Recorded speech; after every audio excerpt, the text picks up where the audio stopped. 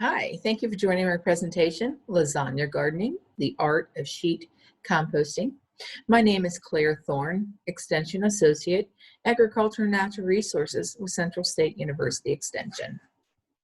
Today, my focus is to provide some information about lasagna gardening, or what is referred to as sheet or mulch composting. My goal today is to share how you may benefit from this style of gardening and what is involved in creating a lasagna bed. But let's talk about traditional gardening for a moment before we dig into lasagna gardening. With traditional gardening, many of us do not have the ability to work large spaces. And even if we do, we can make gardening a little easier by managing smaller garden beds. In-ground gardens require breaking ground with a tiller after removing or killing the sod. Whether you have a tiller or you rent one, it is hard on our bodies as it bounces around over uneven ground. Some soils are easier to work, but if you have hard clay, it can be quite a challenge. In a larger garden, weeding can easily frustrate the gardener, especially once the weeds get out of control and have taken root. To enhance the soil for better aeration and drainage, adding organic materials will be necessary to improve the soil structure. So if you're adding organic materials to improve soil conditions, why not use those materials to grow your plants directly? What is lasagna gardening? Maybe you have heard of it being referred to again as sheet, mulch, or cold composting. Well, it's not a garden made of pasta. But think about the layering effect of lasagna. Using organic materials, you create a garden bed layered with food scraps, grass clippings, straws, or whatever materials you have available. It allows you to create a garden space with minimal effort.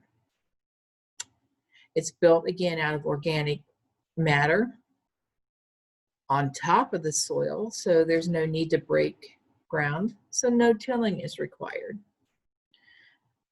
This compost material is full of nutrients. The bed will break down, creating excellent crumbling soil and moisture retentive soil. Fewer weeds get established since the first layer above the ground is either paper or cardboard. In any plant you want to grow, whether it's a vegetable, herb, or flower, it'll thrive in a fairly weed-free environment. So if the work is made easier, why wouldn't you consider creating a lasagna bed? Again, no digging, no tilling. You use scraps of newspaper, kitchen and yard waste, and turn that into great soil. It sets up relatively in a very short time.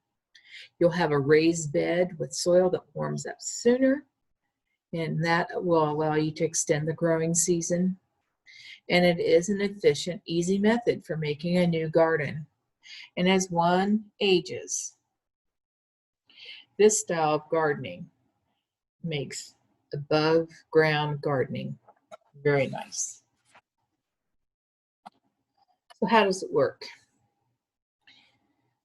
Instead of composting the materials in a compost bin until they turn into soil, then have to move it to your garden beds, with a lasagna gardening, you layer these materials right into the garden bed. These different materials are used to create the many layers like lasagna. These materials will begin to compost at the same time that you're beginning to plant in the top layer of the new bed. Seeds or transplants, you can plant them the same day if you want. That would be, of course, if you're creating your bed in the spring. But save time and effort by creating a garden with the materials you have. Let's continue to see what lasagna gardening is about. A reference you might like to have on hand is Patricia Lanza's book, Lasagna Gardening, a new layering system for bountiful gardens. No digging, no tilling, no weeding, no kidding. She captures the essence of lasagna gardening in great detail, but simply put, to make a lasagna garden, you decide the location of that garden, start laying organic material, hence the term lasagna garden. The layers will break down over time, and you are left with a nutrient-rich, fluffy soil in which to grow your flower, herbs, and vegetables. The best way to build a lasagna garden is to alternate layers of brown, which are carbon-rich materials, with green, nitrogen-rich materials. We'll talk about greens and browns in the upcoming slides. So let's get started. Beginning the process. You want to gather your materials to have them ready to build your bed, which will make the task of building the bed go faster. As you create your layers, it is important to moisten them to help with the decomposition process of turning it into the rich soil.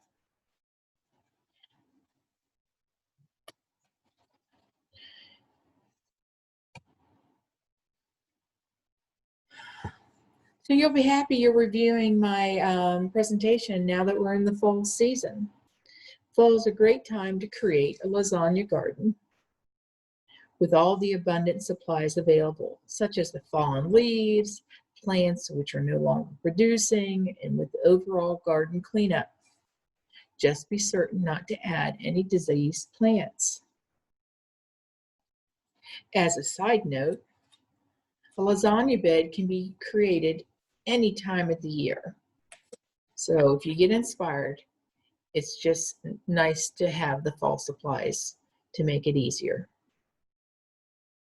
But with creating a bed in the fall and over winter, the materials will begin to break down, as well as allowing the manure to age further. And you should expect settling of the materials. I really like this picture defining the layers, the greens and the browns. So, are you ready to talk about those browns and greens? Here we go. So the important part is, so that decomposition can take place, is you need to have materials that are carbon-based or nitrogen-based. The easiest ways to remember: browns are your carbons and greens are your nitrogen. So for example, your nitrogen-rich materials: fresh mown grass clippings, coffee grounds, pulled weeds, aged manure, which can be horse, sheep, llama, cow, or rabbit, kitchen scraps, peelings, rinds, fruit skins. Your carbon-rich materials, or your browns, are your leaves, your pine needles, twigs, straw, newspaper, sawdust, fine bark. The carbon layer adds the fluff to your garden bed, so there are air pockets that allow good bacteria to flourish. If your layers get too compressed or too wet, there'll be too little air, and you'll have layers that smell sour. Not good. Layers of twiggy stuff, like small branches and twigs, are good for your lasagna layers. One thing to keep in mind: you don't want to have too much carbon or too much nitrogen. You want about equal portions. So it's a guesstimate. Say, for example, if you're putting down a 5-gallon bucket of nitrogen, say grass clippings, then you would know to add a 5-gallon bucket of carbon-rich nutrients, such as your leaves.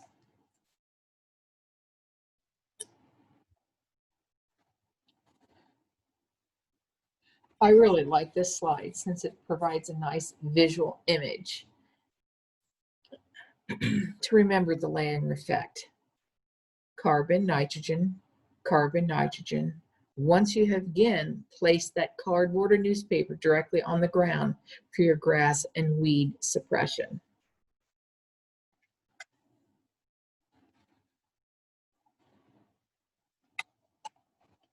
Determining what can be used in the layering process. This list gives a better idea of what you may have on hand. Each bed is unique and no two beds are the same. So again, nitrogen includes your manures, your grass clippings, fruit and vegetable scraps, coffee grounds, tea bags, and leaves. Tea leaves, that is. Your carbon is compost, newspaper, cardboard, leaves, pine needles, peat moss, small branches, or twigs. Now this is an example, a little more detail. This chart was created by Five Rivers Metro Parks. And we use this method similar to when I was partnering with Five Rivers at the Dayton Veterans Administration. And as you can see, this bed is built 42 to 45 inches.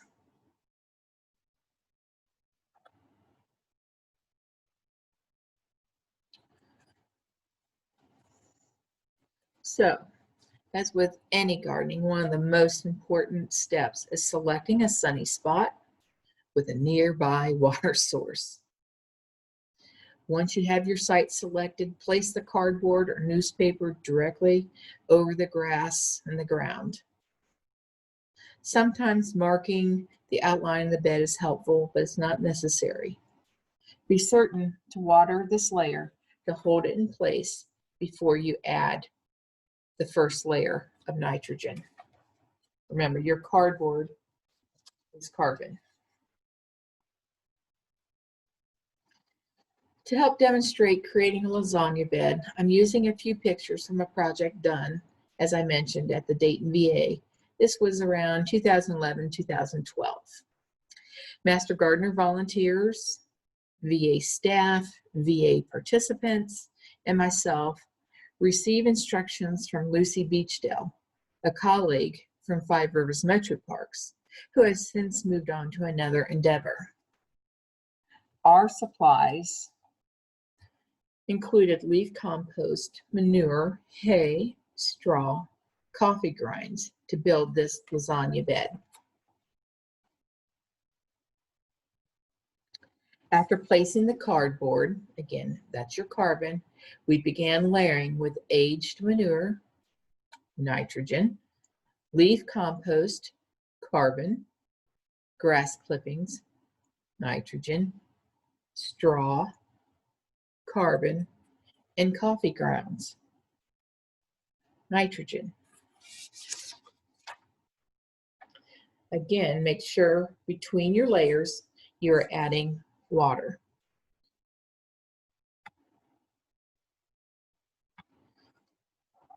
Here you see Lucy adding the straw while Donna spreads it over the entire bed. In the background is John, who's one of the veterans who participated with our group. Gene is looking to where he can assist.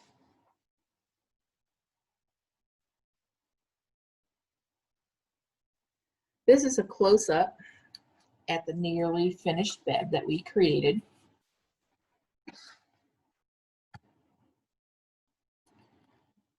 And trying to use all the organic materials. Gene is raking to tidy up the area. And Gene knows that the lasagna bed will settle, so he's wanting to leave nothing to waste. To kickstart the growth and health of the plants, you could add a little fertilizer if you're creating your bed in the spring. Once you have the bed built get ready to plant. Here, as you see in this slide from West Virginia University, they've added their transplants directly into the bed that they've created.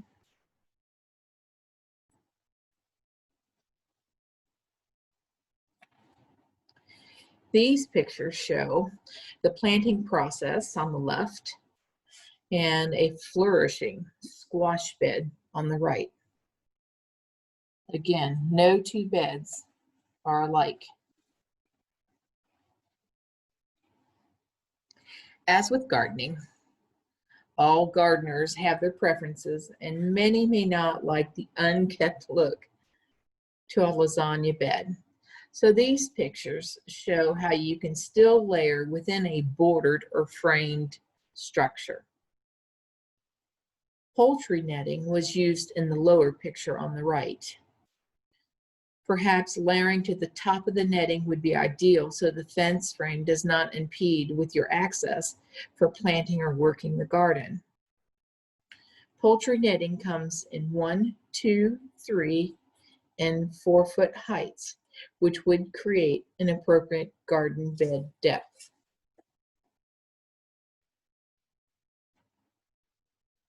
So just a few last reminders and tips to know you don't have to follow a recipe or instructions for success.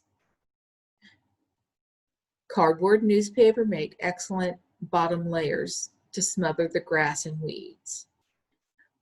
You want to water that bottom layer to hold it in place, to encourage decomposition. It also provides a dark, moist environment to attract earthworms that will soon begin to loosen the soil as they tunnel through it.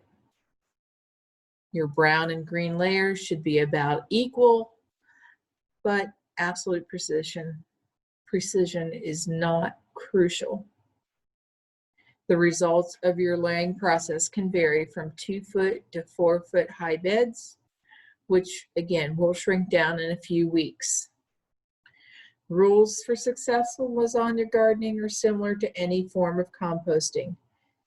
The materials must be slightly moist to encourage that decomposition, but not so wet that they get stagnant.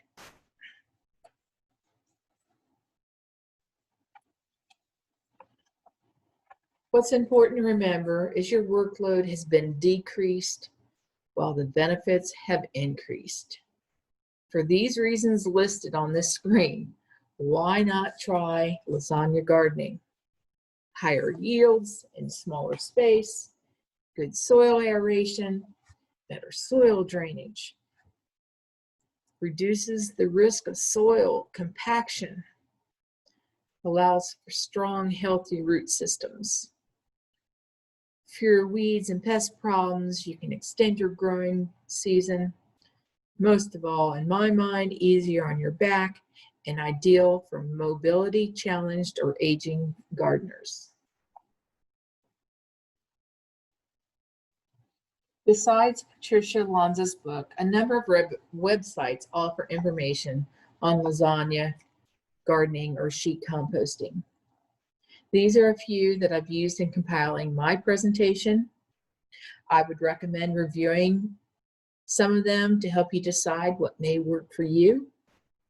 One word of suggestion is to look at research-based information on websites that end in .gov, .gov, or .edu. Keep in mind that .coms, .orgs may be presenting biased information or trying to sell a product, but with all your web searches, weigh the good information along with your research. I would like to thank you for viewing my presentation on lasagna gardening, and I hope you have found inspiration in developing your gardening skills. My contact information is listed on the screen should you have any questions or would like to reach out to me. And I have one more slide that's going to follow up, which includes Central State University's non-discriminatory policy.